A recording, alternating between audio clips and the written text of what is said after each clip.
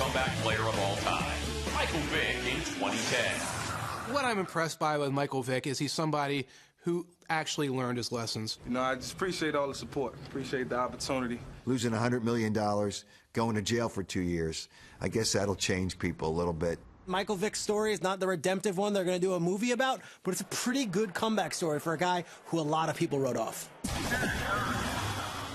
With the first selection in the 2001 NFL Draft, the Atlanta Falcons select Michael Vick, quarterback, Virginia Tech.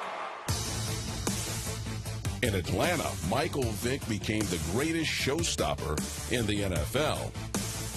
There's no one like Michael Vick. No one like Michael Vick. Now you know what all the excitement is about. This guy can make something out of nothing. To this day, there's not been a quarterback as athletic and explosive as Michael Vick. To this day. In Atlanta, he was such a great athlete, and we had the Michael Vick experience. Hey, my wife wants to take a picture with you after the game. Just when it looked like Vick could have it all, he nearly threw it all away. At one time, he was one of the National Football League's most bankable, exciting stars. But Friday, Atlanta Falcons quarterback Michael Vick was suspended by the NFL indefinitely without pay after Vick filed a plea agreement in federal court admitting he bankrolled the dogfighting gambling operation known as Bad News Kennels.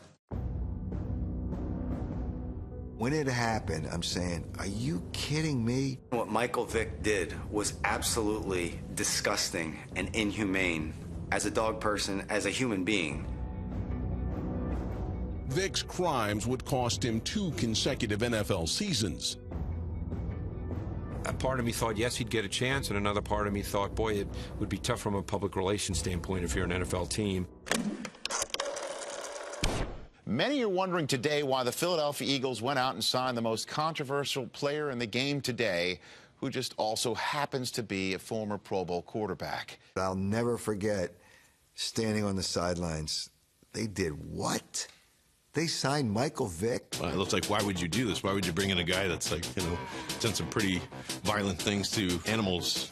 I wasn't even sure if he could play anymore. People deserve to get a second chance. He did everything he needed to do to get back to where he was before. I'm going to see if you still have any speed left. Our number 9 player comeback was determined to make the most of his second chance. He will give defensive coordinators nightmares. He was far more open to coaching than he had been in Atlanta. Where'd you put the ball? Don't do that. Come on, way too good for that. He really went back to being the most dangerous player in the National Football League. Who looks like Michael Vick from the Atlanta Falcons back in 05-06. That sure does. For a stretch of 8 or 9 weeks, I mean, he was as valuable a player as there was in the National Football League. Vick, amazing. Absolutely amazing. I think that it's right to give a guy a second chance. My objection for him making this list is I don't think that he's come back to a high level. When he came back, he didn't get handed a starting job. He earned that starting job, earned that money. I didn't think that you'd ever see the old Mike Vick again, but in 2010, you sure did. When he returned, he was a better pocket passer. He was a better decision maker. It was almost like it was a totally different Michael Vick when he returned for the Eagles.